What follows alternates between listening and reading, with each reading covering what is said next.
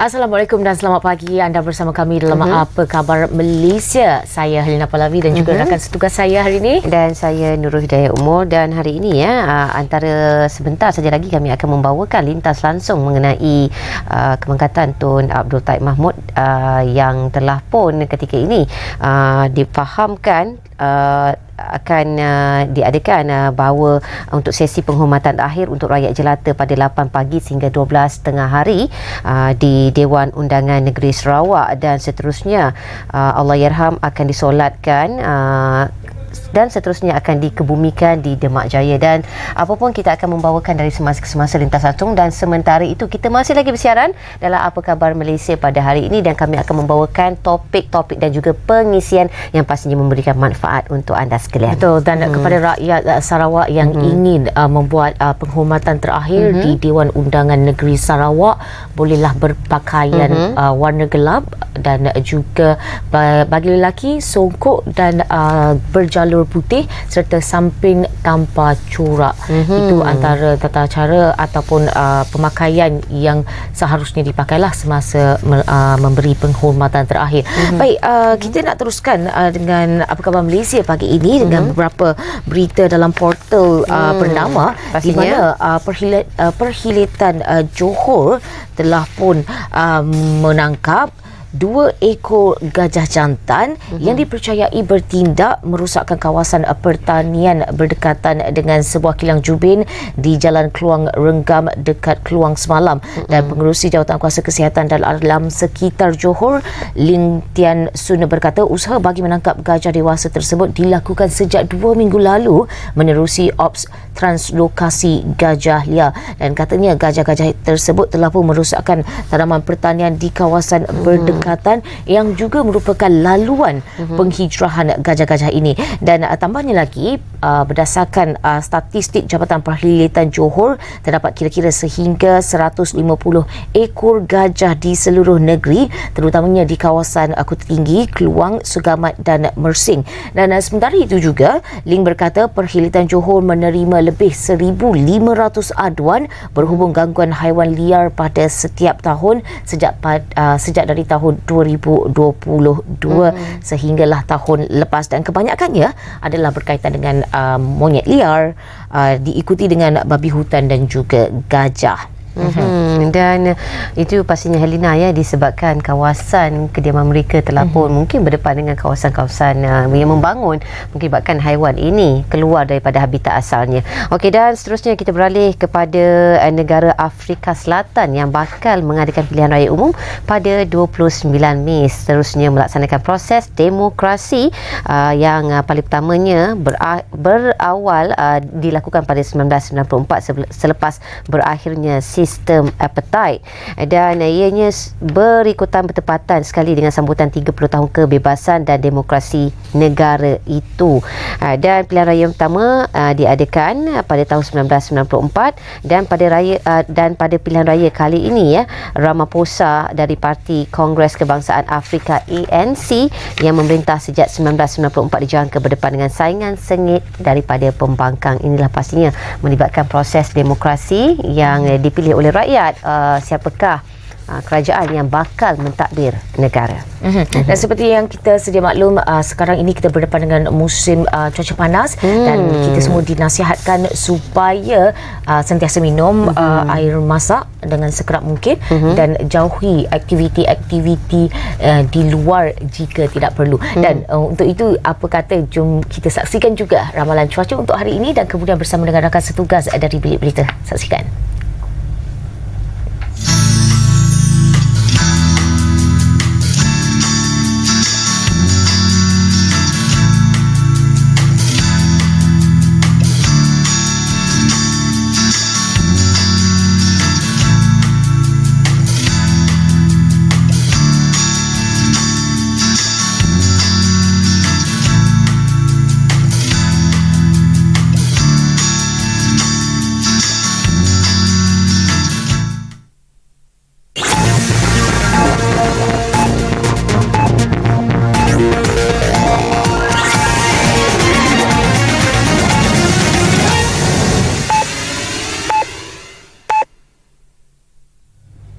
Terima kasih Helina dan juga Nurul. Saya Dina Shah Salim dan ini adalah dari Bilik Berita. Kita mulakan dengan perkembangan ini. Istiadat Penghormatan Negeri untuk mantan Yang di-Pertua Negeri Tun Pehin Sri Abdul Taib Mahmud akan diadakan hari ini di Dewan Undangan Negeri bagi membolehkan orang ramai memberi penghormatan terakhir mulai 8 pagi hingga 11.30 pagi. Selepas itu, jenazah akan dibawa ke Masjid Demak berdekatan kediaman Allahyarham untuk disolatkan sebelum dikebumikan dengan istiadat penguburan negeri di perkuburan keluarga di Demak Jaya. Semalam, kediaman bekas Yang di-Pertua Negeri Sarawak Allahyarham Tun Abdul Taib Mahmud di Demak Jaya dipenuhi keluarga terdekat serta pemimpin Sarawak yang hadir untuk memberi penghormatan terakhir. Van yang membawa jenazah Tun Abdul Taib dari lapangan terbang antarabangsa Kuching tiba di kediamannya pada jam 5.10 petang. Solat jenazah diimamkan Imam Besar Negeri Datuk Mustafa Kamal Ahmad Fauzi, Premier Sarawak Tan Sri Abang Johari Tun Openg, Timbalan Premier Datuk Amar Awang Tengah Ali Hassan serta Barisan Menteri Sarawak menjadi antara pemimpin negeri yang hadir memberi penghormatan terakhir. Majlis berkenaan disusuli dengan bacaan tahlil serta surah Yasin sehingga subuh tadi. Dalam perkembangan lain, seorang pemandu yang memandu secara bahaya dengan melakukan aksi drift sehingga terbabas dan melanggar kenderaan pacuan 4 roda yang diparkir di Taman Desa Botani Batu Pahat, Johor ditahan semalam. Pembangku Ketua Polis Daerah Batu Pahat, Superintendent Syarul Anwar Musyadat Abdullah Sani berkata, pemuda tempatan berusia 20 tahun itu disyaki melakukan aksi berkenaan sekitar pukul 12.15 tengah malam. Bahagian Siasatan dan Penguatkuasaan Trafik BSPT Daerah Batu Pahat mengesan video tular berdurasi 37 saat di laman Facebook memaparkan kejadian berkenaan. Bertindak atas maklumat dan hasil siasatan serta risikan lanjut, pemuda berkenaan yang bekerja sebagai pekerja kilang ditahan pada pukul 1.15 tengah hari semalam. Ujian saringan air kencing suspek didapati negatif dadah. Kes disiasat mengikut Seksyen 42-1 Akta Pengangkutan Jalan 1987 iaitu kesalahan memandu secara melulu dan membahayakan. Lembaga Hasil Dalam Negeri LHDN memberikan fokus kepada pemain sektor perniagaan kecil dan sederhana PKS dalam pelaksanaan e-invoice. Ketua Pegawai Eksekutif LHDN, Datuk Dr. Abu Tariq Jamaluddin berkata pelaksanaan e-invoice bukan berniat untuk menekan pengusaha namun bertujuan untuk memudahkan urusan perniagaan mereka. Sudah tentu kita tidak berniat untuk memberi tekanan kepada SME ini. Seperti yang saya maklumkan tadi, sebenarnya kita nak business as usual berlaku. Kalau biasanya keluarkan invoice, cuma yang kita hendakkan ialah ianya dilakukan secara kaedah elektronik. Jelasnya antara yang menjadi cabaran kepada PKS untuk melaksanakan e-invoice adalah daripada segi kesediaan tenaga pekerja yang khusus untuk ditugaskan bagi sistem itu. Pihak LHDN sentiasa terbuka untuk mendengar maklum balas daripada pihak peniaga selain turut menyediakan portal percuma untuk membantu mereka bagi proses pengeluaran e-invoice. Beliau berkata demikian dalam program Ruang Bicara terbitan bernama TV malam tadi. E-invoice LHDN merupakan usaha meningkatkan tahap pengurusan cukai di negara ini selari dengan pertumbuhan ekonomi digital yang melibatkan semua pembayar cukai yang menjalankan aktiviti komersial di Malaysia, termasuk perniagaan yang melibatkan penyediaan barangan dan perkhidmatan serta beberapa urus niaga bukan perniagaan antara individu.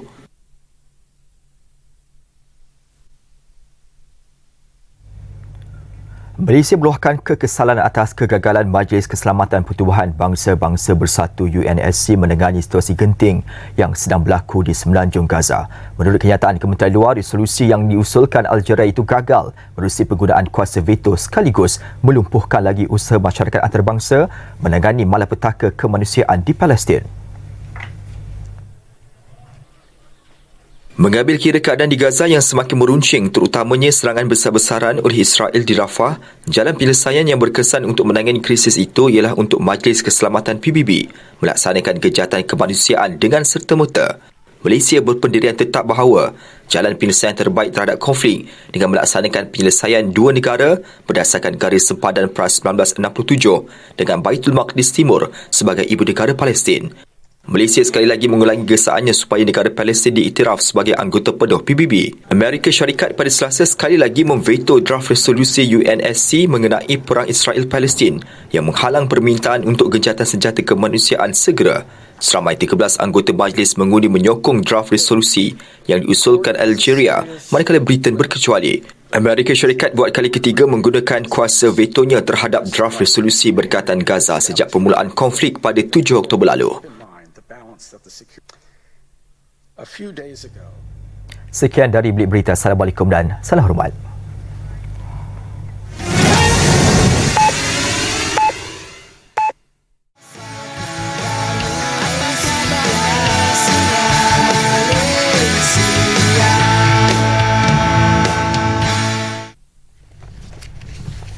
Dan bersama kembali dalam Apa Khabar Malaysia, dan topik hari ini yang kita akan membincangkan pastinya mengenai ASEAN 2025, satu visi, satu identiti, satu komuniti. Dan untuk memperkatakan mengenai topik ini, kami membawakan tetamu iaitu Profesor Madya Dr.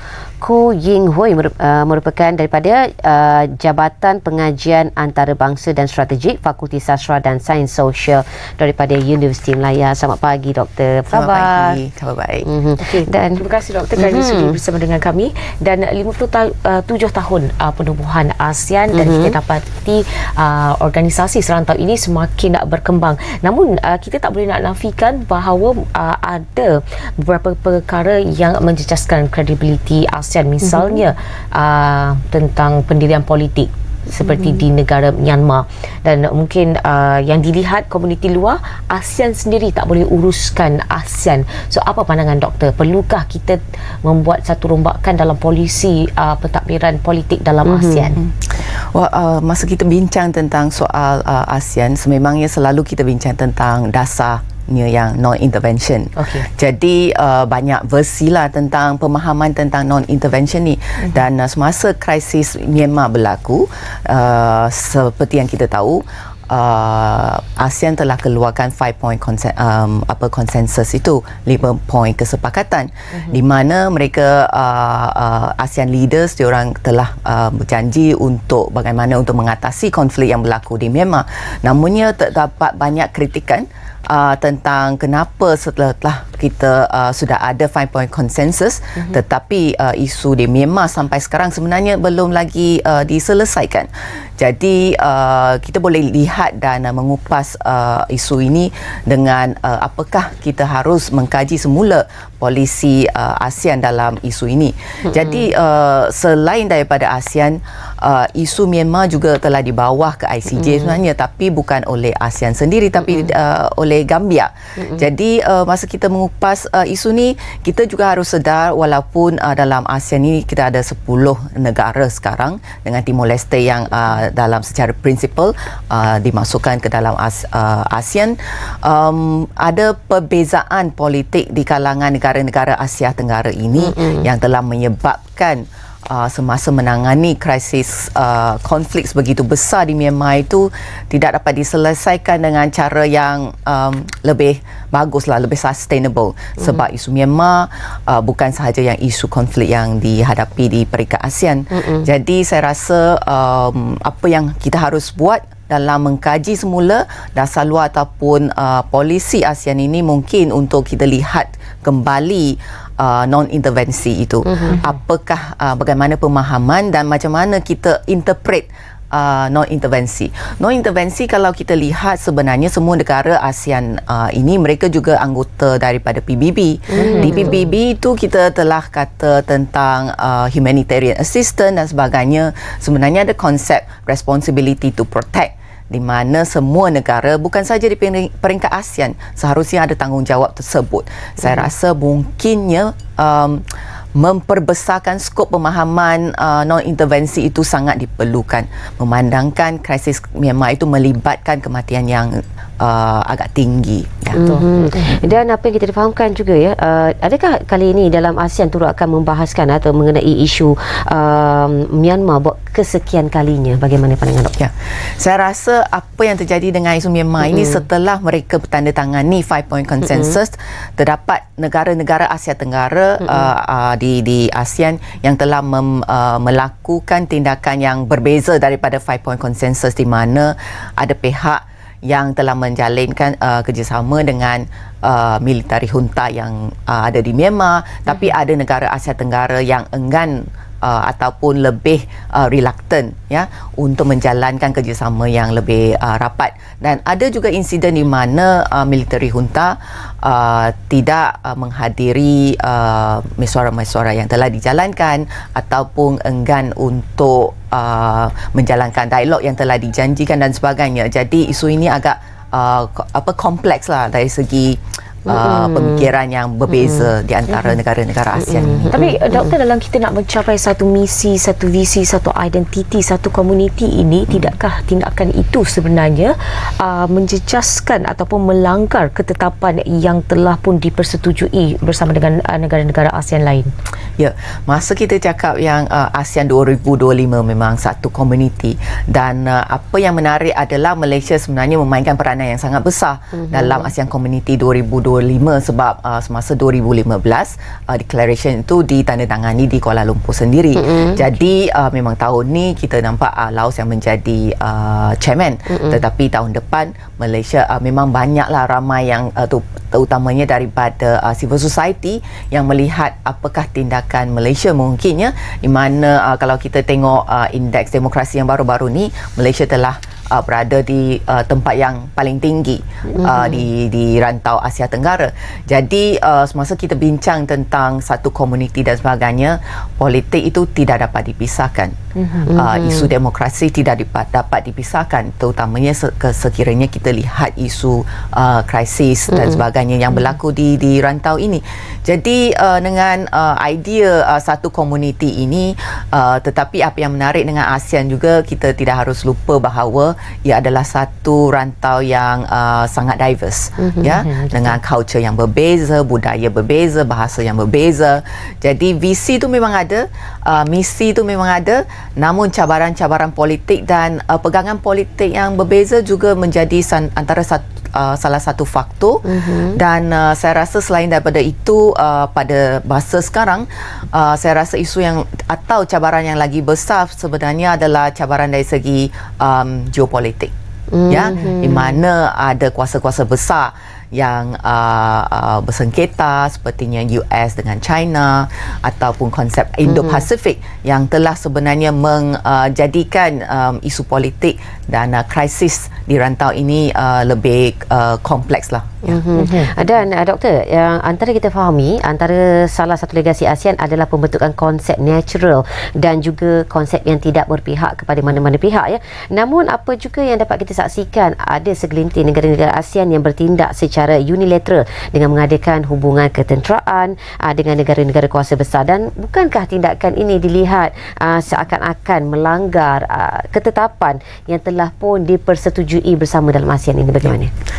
Seperti yang tadi saya katakan, isu geopolitik ini sangat penting dan menjadi cabaran yang sangat besar, bukan saja di rantau ASEAN sekarang, tapi di seluruh dunia, dengan kita melihat apa yang berlaku antara Amerika Syarikat dengan China. Jadi persengketaan ini secara langsung dan tidak langsung telah menjadikan politik di rantau Asia Tenggara lebih complicated. Kalau kita kata tentang isu ketenteraan ini, memang ada negara mereka lebih memihak kepada China, ada pihak yang lebih memihak kepada Amerika Syarikat, dan itu akan menjadi satu faktor di mana bagaimana mereka mencorakkan dengan dasar luar mereka dari segi bukan saja ketenteraan tapi juga politik dan ekonomi jugalah. Sebab kalau kita tengok apa yang berlaku di rantau Asia Tenggara ni, ASEAN memangnya jadi tempat yang sangat menarik untuk kuasa-kuasa besar ini, sebab lokasi kita yang strategik dan sebagainya. Itu sebab saya kata ASEAN 2025 ini memandangkan Malaysia akan menjadi chair, memang ramai yang memberikan tumpuan apakah hala tuju ASEAN, di mana terutamanya kita bicara tentang ASEAN Community ini. Okey, baik doktor. Tentunya Malaysia seperti yang doktor katakan akan menjadi tumpuan. Apa yang boleh kita lakukan untuk menambah baik persatuan ataupun ASEAN itu sendiri? Saya rasa sekiranya kita lihat, kalau sekiranya kita kembali kepada isu krisis Myanmar yang telah berlaku itu, ada negara contohnya seperti Malaysia yang lebih lantang. Okey. Ya, seperti saya kata tadi, walaupun kita ada prinsip non-intervention, tetapi skop dan pemahaman dan interpretasinya boleh diperkembangkan, ya, terutamanya dengan krisis yang berlaku. Jadi untuk Malaysia sebagai negara yang diangkat sebagai negara demokrasi dan dengan politik kita yang sedang berlaku sekarang, saya rasa kita memainkan peranan yang sangat penting untuk mungkin jadi lebih lantang tentang isu-isu krisis kemanusiaan yang sedang berlaku. Baik, Doktor, sekarang ni hangat diperkatakan tentang mata wang. Okey, perlukah kita sebenarnya ASEAN dalam, kita tahu kita pelbagai, itu boleh jadi satu cabaran, dan juga kalau kita bersatu ia mungkin jadi satu kelebihan kepada kita. Mungkinkah kelebihan itu boleh kita laksanakan sekiranya rantau ASEAN ini ada satu mata wang tersendiri? Sememangnya memang ada orang selalu bandingkan ASEAN dengan European Union. Apakah ASEAN boleh jadi seperti European Union? Tapi saya rasa perbandingan itu tidak begitu sesuai, sebabkan konteks politik yang berbeza dan sebagainya. Dan sekiranya kita lihat keadaan di European Union semasa sebelum mereka ada mata wang bersama, mereka ada perjanjian Maastricht yang di mana mereka telah capai persetujuan, dan mata wang ini bukan sahaja soal ekonomi tapi soal politik. Political will setiap negara harus ada.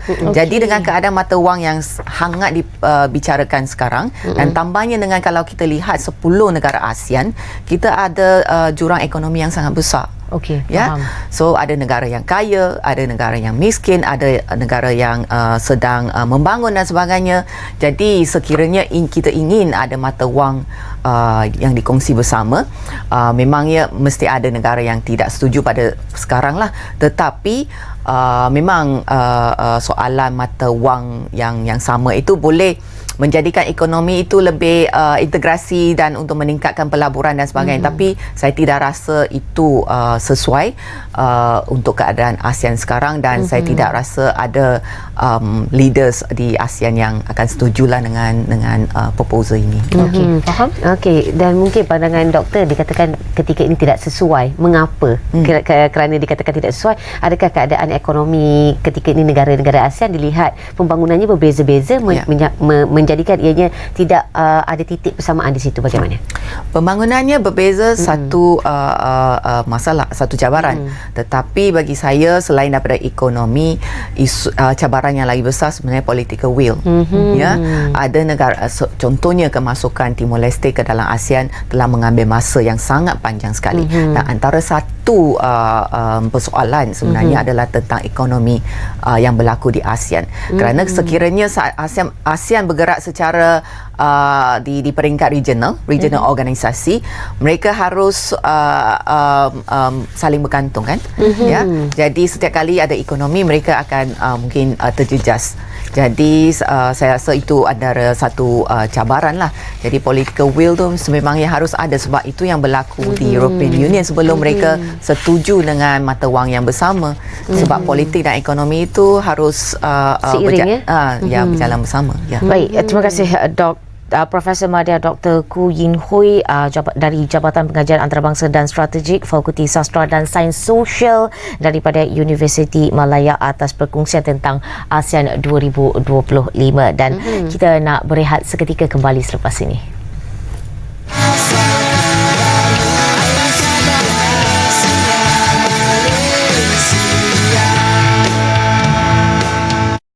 أعوذ بالله من الشيطان الرجيم بسم الله الرحمن الرحيم الحمد لله رب العالمين الرحمن الرحيم مالك يوم الدين إياك نعبد وإياك نستعين اهدنا الصراط المستقيم صراط الذين أنعمت عليهم غير المغضوب عليهم ولا الضالين.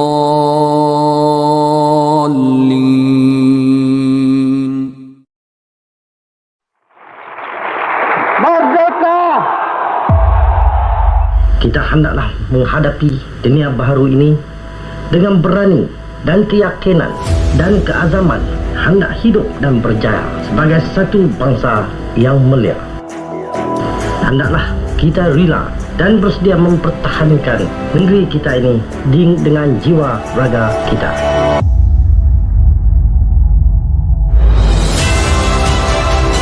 Saya percaya dengan semangat melahirkan masyarakat dan negara madani ini yang berteraskan nilai, kemanusiaan dan keyakinan serta membangunkan semula negara Malaysia merdeka dan berdaulat.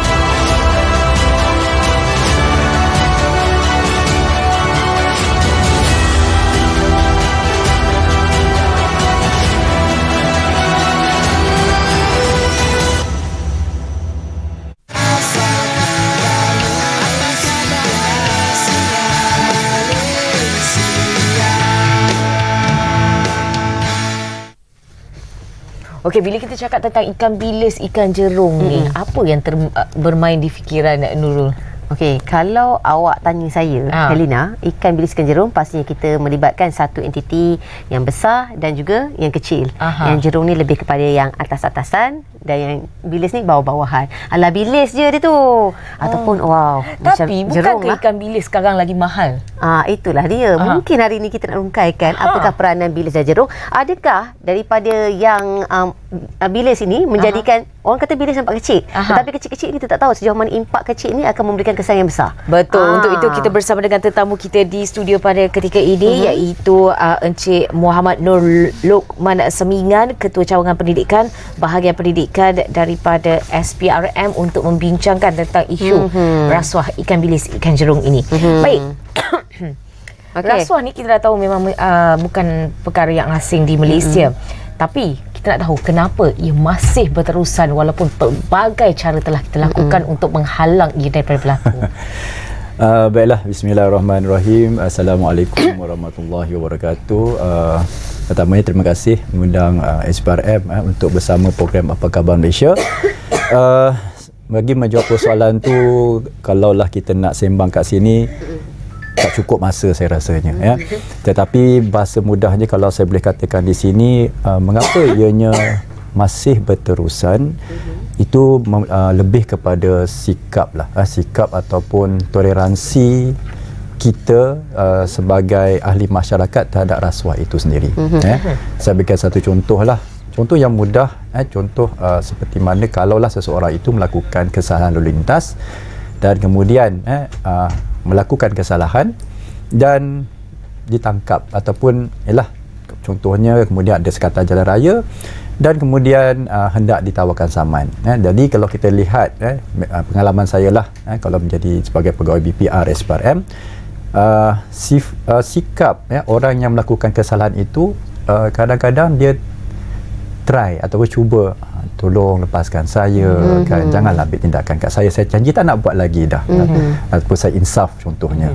Dan pada ketika itulah sebenarnya bila berlaku keadaan sedemikian, ianya membuka ruang dan peluang. Jadi bila ada ruang dan peluang itu, maka biasanya kita pun faham-fahamlah, jadi akan berlakulah perbualan dan akhirnya yang sana pun nak mengelakkan pada kena saman, yang sana pun mungkin menantikan peluang itu ada.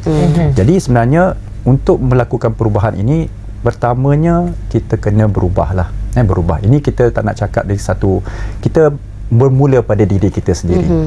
Kalaulah seseorang yang telah melakukan kesalahan itu mengakui kesalahan tersebut, contohnya lah melakukan kesalahan lalu lintas, maaf cik, saya betul tadi saya buat kereta laju, cik bagi saya saman sekarang.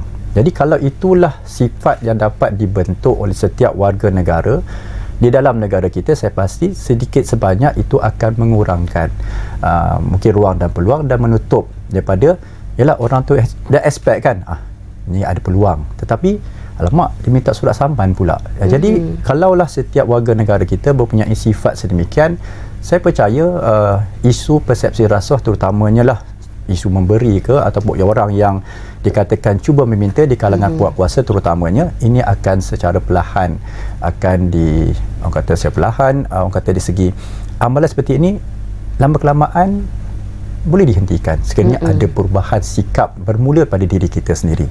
Ini bukan kita sebut dari segi institusi kerajaan, ni kita sendiri.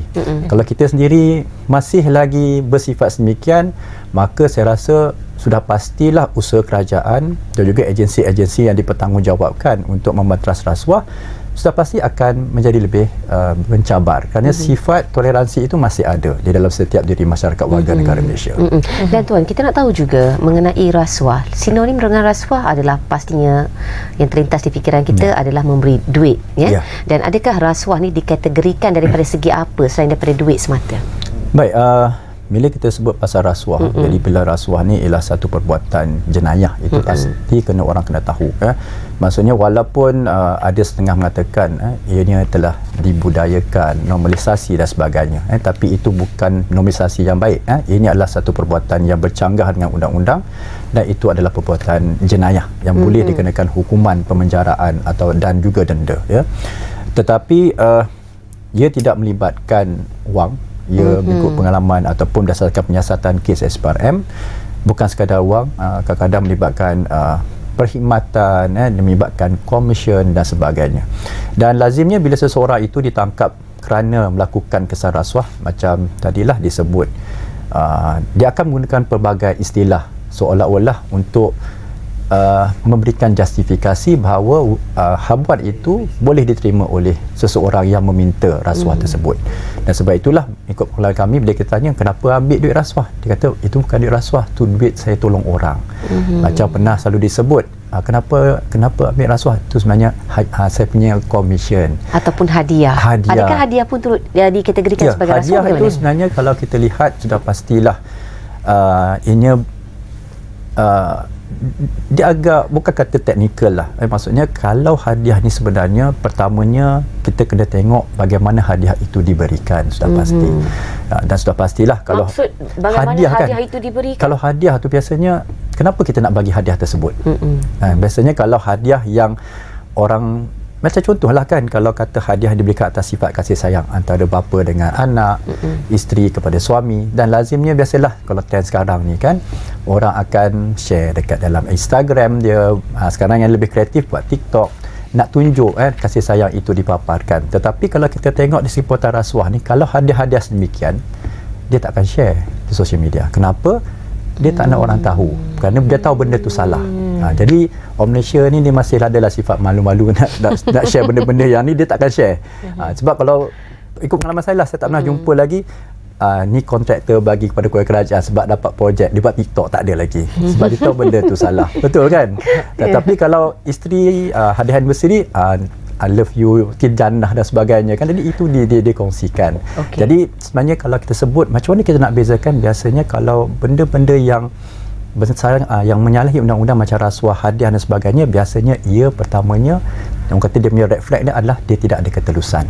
Biasanya orang akan, contohlah kalau kata makan kan, kalau nak bincangkan tentang projek, dia akan satu set tempat yang sudah pastilah mewah dan private. Mungkin privacy dia dan sebagainya. Kalau setakat kita nak makan kat mana Bukit Taman, dan kita akan pergi tempat-tempat yang orang pergi, yang kebiasaan orang akan pergi. Jadi bila kita tengok dia pattern ni, biasa dia lebih sulit, ni macam perjumpaan tertutup lah kan, tertutup, dia ada agenda tertentu yang dibincangkan, dan biasanya orang itu sahaja yang akan hadir. Kan kalau kita tengok contoh, macam mana kita nak bezakan, kalau saya bagi contoh di sini, kalau diskaun, diskaun tu kalau kita ikutkan, ada je yang bagi alasan kenapa yang ambil rasuah tak, tu diskaun, tapi diskaun tu kenapa orang tu saja yang dapat. Macam kita kan, kita beli barang kat mana, Shopee, kenapa kita boleh beli barang kat Shopee dapat diskaun, sebab kita berdaftar sebagai pelanggan Shopee dan semua orang dapat diskaun tersebut. Dekat situlah biasanya kalau rasuah ni dia terpilih, bersasar lah. Okey, dan bercakap tentang bersasar ini, adakah bagaimana SPRM melakukan penyiasatan tentang kes rasuah ini? Sebab kita nak tengok membezakan, adakah kes-kes ini dibezakan dengan bilis dan jerung ataupun bagaimana?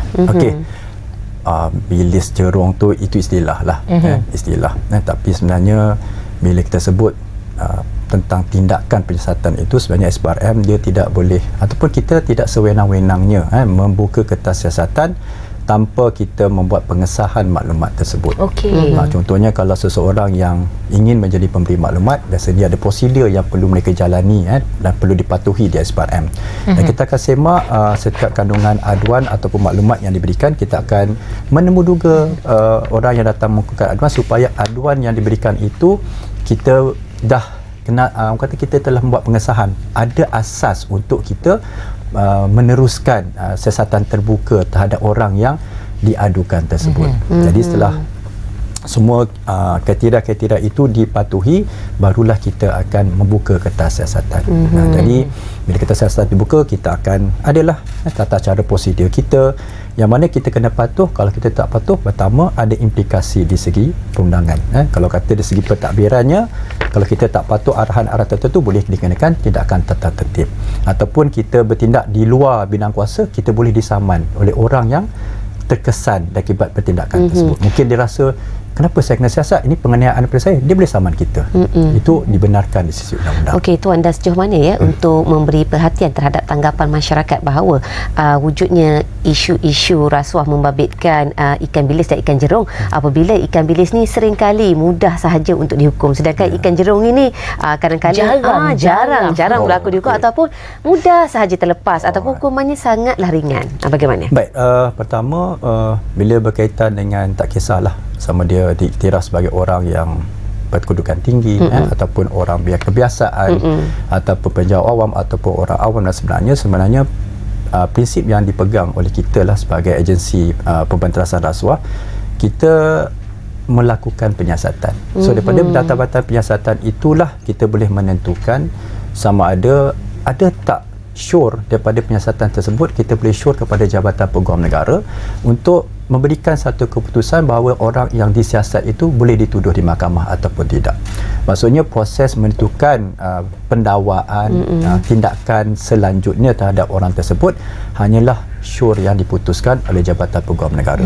Dan berbalik daripada prosedur ataupun ni ialah orang kata proses prinsip pengkajian kuasa yang kita ada di dalam negara kita.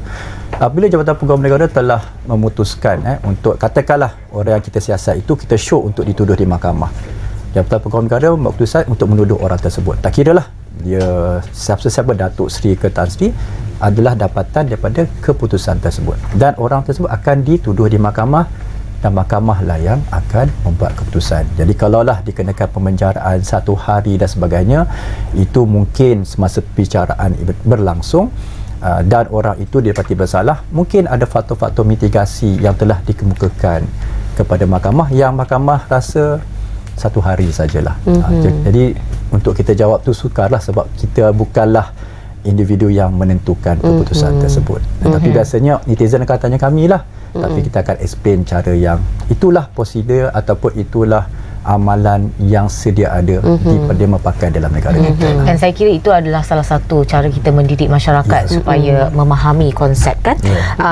Dan Tuan, kita nak tahu juga usaha yang dilakukan SPRM bagi meningkatkan orang kata semangat anti rasuah di kalangan rakyat Malaysia. Baik, bila kita sebut tentang strategi pemberantasan rasuah di dalam negara kita, kita menumpukan 3 strategi utama. Sudah pastilah sebut pasal SPRM, kita menyiasat orang yang disyaki melakukan kesalahan, tetapi kita juga di samping melakukan penyiasatan, sudah pasti kita juga diberikan kuasa untuk melihat sistem dan prosedur yang mana ada ruang dan peluang rasuah boleh berlaku. Jadi kita bukan saja bersifat punitif, tapi juga kita bersifat pencegahan. Dan juga sekarang kita juga saya rasakan sudah berada di landasan yang betul, yang mana kita sedang melengkapkan sistem pendidikan formal anti rasuah dalam negara kita, yang mana kita sekarang akan bermula dari peringkat prasekolah. Kita sedang membangunkan satu modul ataupun pengisian untuk guru-guru di Institut Pendidikan Guru, yang mana itu akan menyediakan mereka untuk mendidik anak-anak murid di peringkat prasekolah dengan nilai-nilai murni dan anti rasuah. Kemudian kita pun sudah ada elemen-elemen anti rasuah dan integriti dimasukkan dalam buku teks, dan kita juga sudah pun bekerjasama dengan pihak KPT, Kementerian Pengajian Tinggi, yang mana sudah ada satu mata pelajaran yang wajib atau mata pelajaran umum yang perlu diambil oleh setiap mahasiswa yang mula masuk ke Institut Pengajian Tinggi bermula pengambilan Oktober 2023. Maksudnya dia kena ambil, kalau tak ambil dia tak boleh grad. Baik, itu sedikit sebanyak langkah untuk menjadikan Malaysia bebas rasuah menjelang, kita tak tahulah bila, kalau boleh secepat mungkin. Ya, itu pun hasrat kami jugalah.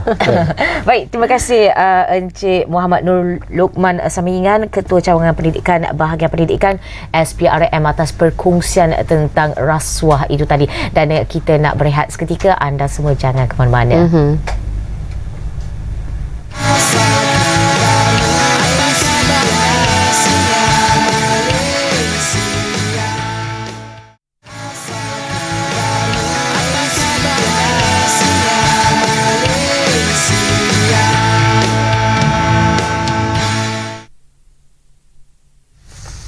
Bertemu kembali, kebiasaannya pemimpin dan rakyat berpisah tiada. Pelbagai yang dilakukan oleh pemimpin dalam memastikan keterjaminan rakyat mereka dalam menjalani kehidupan seharian. Apatah lagi Helena, ketika ini kuasa hidup telah pun meningkat, tetapi sebenarnya banyak usaha yang dilakukan oleh kerajaan Madani bagi mengurangkan bebanan tekanan yang dihadapi. Dan banyak sekali insentif dan juga program yang dijalankan oleh kerajaan. Antaranya banyak.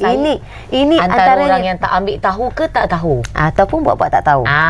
Tu kena ambil tahu sebenarnya kan. Baik, untuk itu kita bersama dengan tetamu kita, iaitu Encik Nik Kamaruzaman bin Nik Hussein, Timbalan Ketua Setiausaha Komunikasi Strategik dan Industri Kreatif Kementerian Komunikasi. Terima kasih kerana sudi bersama dengan kami. Baik, dalam kita nak menjelaskan untuk mereka yang tak tahu, buat-buat tak tahu, tahu ke tak tahu ke, dia pun confused. Okey, sebenarnya apa yang sedang dilakukan oleh Kerajaan Madani ini menerusi program Madani Rakyat ini? Terima kasih Halina dan juga Nurul. Okey, untuk makluman semualah, pada Disember 2023 kerajaan telah melaksanakan program setahun bersama Kerajaan Madani di Bukit Jalil. Betul. Dan YAB Perdana Menteri menyatakan hasratnya untuk meneruskan program seumpamanya dibawa ke peringkat negeri bagi tahun 2024. Hasrat beliau ini direalisasikan melalui pelaksanaan program Madani Rakyat ataupun PMR, yang merupakan usaha kerajaan bagi membawa perkhidmatan terus kepada rakyat ke setiap zon seluruh negara untuk rakyat membuat penilaian, memberikan cadangan dan juga pandangan agar kerajaan dapat memberikan perkhidmatan yang terbaik, yang lebih baik maknanya. Dan PMR ini bertujuan untuk menyebar luas dasar dan inisiatif baharu yang diperkenalkan bagi mendekatkan kerajaan dengan rakyat selaras dengan agenda Malaysia Madani, yang meletakkan keperluan rakyat itu sebagai keutamaan. Prioritinya kepada rakyat maknanya. Dan PMR ini bertujuan untuk menyebar luas dasar dan juga inisiatif baru rakyat yang diperkenalkan untuk mendekatkan lagi rakyat, kerajaan dengan rakyat selaras dengan in term of objektif dia untuk program ini adalah untuk pertama untuk menawarkan perkhidmatan terus kepada rakyat. Dan tuan, kita nak tahu juga sejauh manakah pelaksanaan PMR kali ini? Okey, untuk pelaksanaan PMR kali ini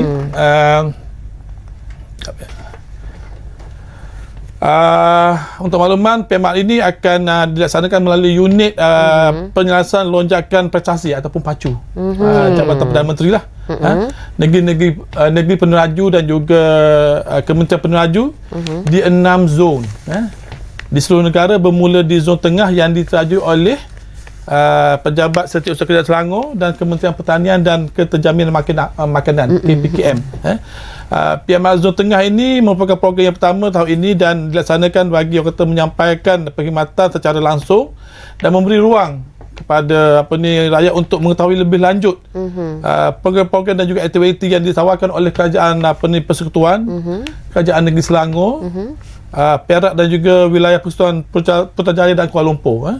Dan untuk makluman, PMR Zon Tengah ini akan diadakan pada 23 hingga 25 Februari bertempat di Kompleks Sukan Kuala Selangor Darul Ihsan, dan majlis perasmian penutup program Madani Rakyat Zon Tengah ini akan disempurnakan sendiri oleh Perdana Menteri YAB Datuk Seri Anwar Ibrahim pada 25 Februari iaitu pada hari Ahad yang akan turut dihadiri oleh kepimpinan tinggi Kerajaan Persekutuan dan juga Kerajaan Negeri. Okey, kita dah tahu ia diterajui ataupun diuruskan oleh PACU. Dan bercakap tentang pengisian tu, nanti ada tak pengisian padu untuk orang ramai yang datang isi borang dan sebagainya? Apa selain itu, apa lagi pengisian? Okey, untuk makluman lah, sebenarnya program ini menampilkan pelbagai program-program sebenarnya. Kalau sempat saya menyatakan di sinilah untuk makluman sebanyak 34 reruai. Okey. Daripada kementerian, pejabat SUK di negeri dan juga dan agensi serta 163 perkhidmatan touchpoint rakyat disediakan sepanjang 3 hari program ini berlangsung lah maknanya. So pameran aset bergerak akan ditampilkan oleh 4 agensi iaitu Angkatan Tentera Malaysia ATM, Angkatan Pertahanan Awam Malaysia APM, Polis Diraja Malaysia dan juga Jabatan Bomber dan Penyelamat Malaysia. Itu dari segi pameran aset bergerak, nak menunjukkan aset-aset kerajaan yang ada. Kita juga menyediakan perkhidmatan bergerak. Okey. Ini merupakan kita nak merakyatkan perkhidmatan. Instead of rakyat pergi ke kaunter-kaunter, kita yang datang kepada mereka, nak beri kemudahan kepada mereka. Sebagai contohnya KDN akan membuat permohonan kad pengenalan dan juga cabutan tijil kelahiran. Memberi kemudahan khususnya di zon tengah ni lah. Sesungguhnya MOT sendiri, Kementerian Pengangkutan akan membuat program pembaharuan lesen memandu Malaysia, juga pembaharuan lesen kenderaan motor, persendirian dan juga perdagangan. Dan yang saya kata yang lebih menarik lah program pertukaran topik lidar. Okay. So you boleh bawa topik lidar lama dan dia akan dia tukarkan dengan yang baru. Menarik. Ini pasti menarik. Okey. Lagi apa? Okey. Seterusnya untuk Kementerian Pembangunan Wanita dan Keluarga. Perkhidmatan program saingan kanser reproduktif. Okey. Wanita atau WeCare, mana akan diadakan pendaftaran program ujian subsidi mammogram dan juga saringan kanser servis HPV-DNA. Perkhidmatan perancang keluarga. So kita tahu sekarang ni kanser ni merupakan antara penyebab kematian utama utama untuk wanita. Dan begitu juga dengan Kementerian MOF Kewangan akan menyediakan bas gerak kumpulan wan simpanan pekerja.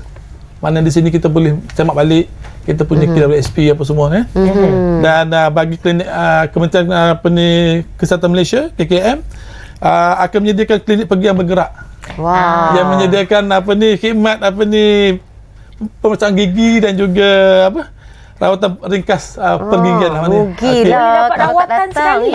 Saya rasa kiranya lengkap di situ. Okay. Apa saja yang anda perlukan ataupun yang anda nak tahu, di sinilah program Madani Rakyat. Bilakah ianya akan berlangsung, Tuan mungkin boleh kongsikan?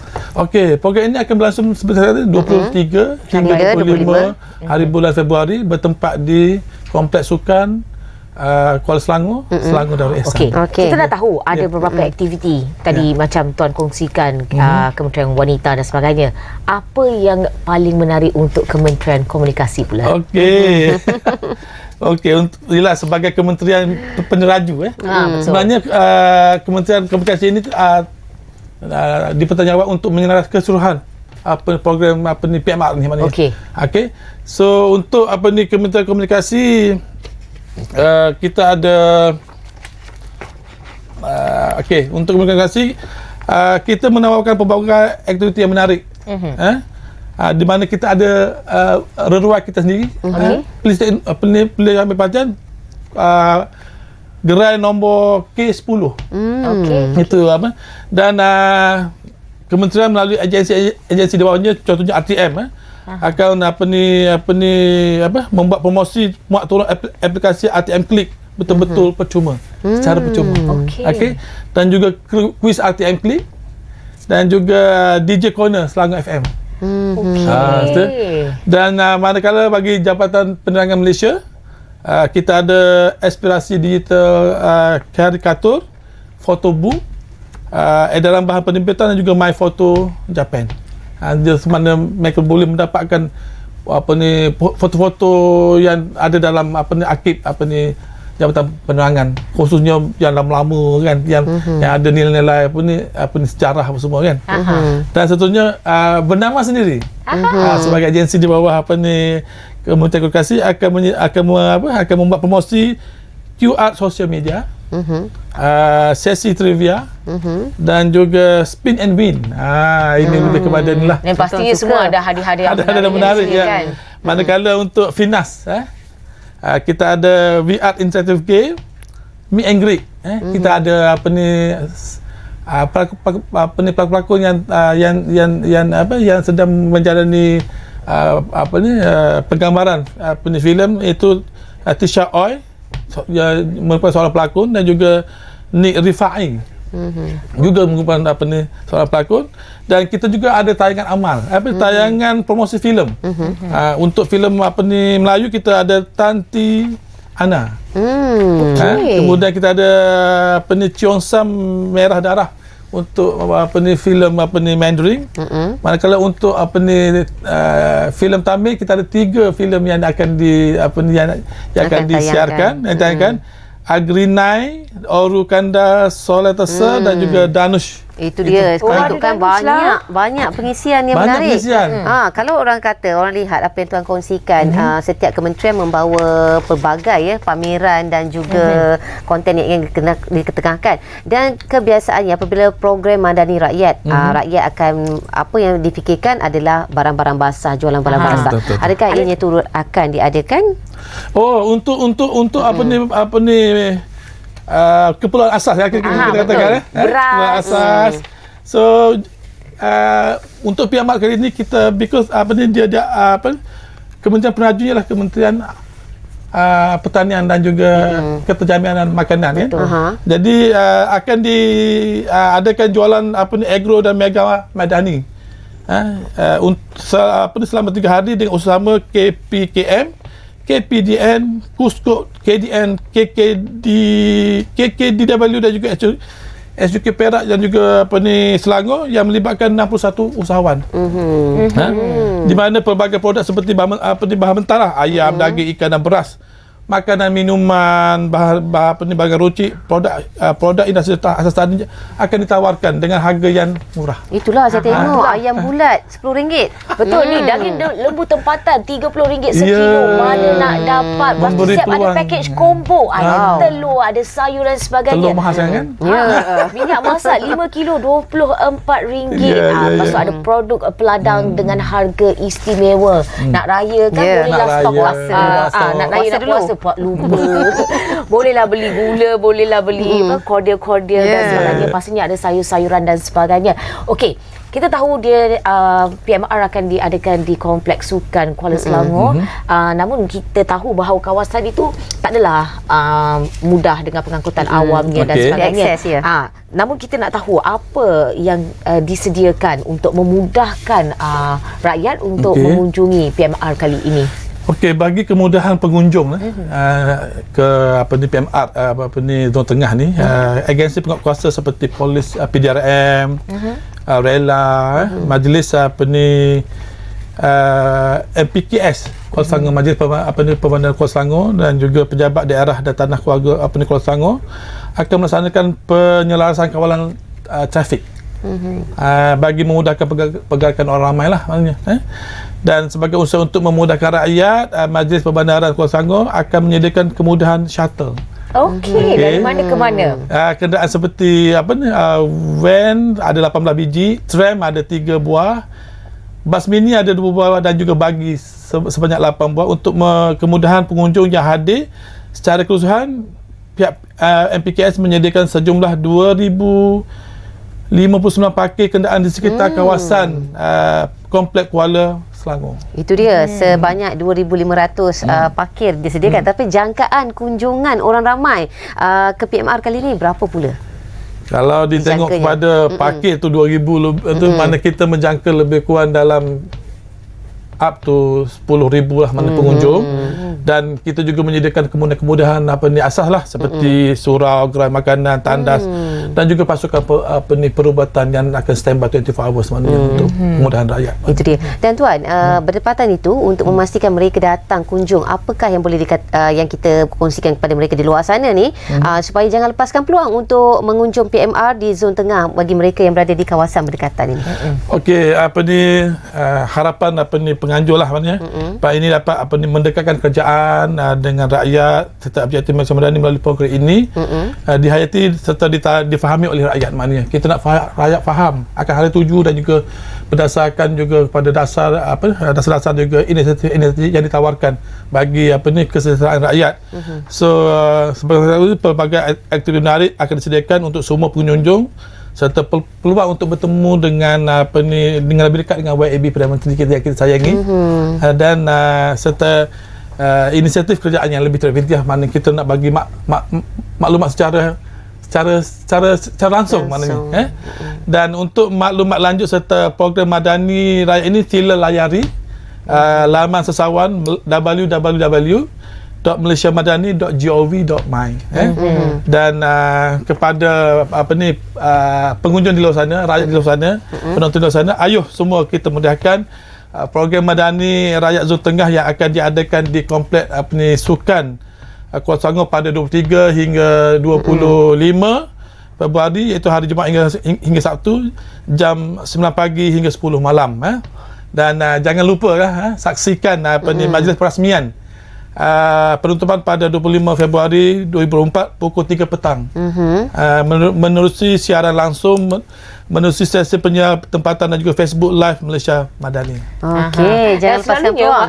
Betul, jangan lepaskan peluang dan selalunya kalau majlis perasmian ni pasti ada macam sedikit hiburan yang akan disajikan. So mungkin Tuan boleh kongsikan sedikit apa yang boleh disaksikan bagi penduduk di kawasan itu semasa proses perasmian itu sendiri. Ada konsert tak? Selalunya ada konsert. Ataupun ketibaan artis bagaimana? Because tengoklah siapa kementerian penganjurnya, kementerian komunikasi yang menaungi Finas, RTM. Mungkin melalui Japan kita hadirkan penari-penari yang akan membuat persembahan kebudayaan. Melalui RTM kita akan tampilkan artis-artis yang akan mungkin kan kita baru lepas anugerah juara Bintang RTM. Bintang RTM. Mungkin akan ditampilkan di sana. Itu surprise lah, itu surprise. Okey. Manakala untuk Finas mula dia akan bawakan artis-artis lah, mana meet and greet tu maknanya sendiri merupakan tarikan kepada orang ramai untuk hadir untuk mengenali artis-artis mereka. Betul. Dan apabila bercakap mengenai satu-satu acara kan, pastinya industri seni kreatif menjadi tumpuan kerana ianya memberikan semangat kegembiraan untuk masyarakat setempat untuk mengunjunginya. Dan mungkin Tuan boleh kongsikan harapan terhadap penganjuran ini. Sebagaimana yang dihasratkan oleh Perdana Menteri sendiri, ini merupakan platform untuk rakyat mengenali ataupun memahami dasar dan juga inisiatif Kerajaan Madani yang lebih bertumpu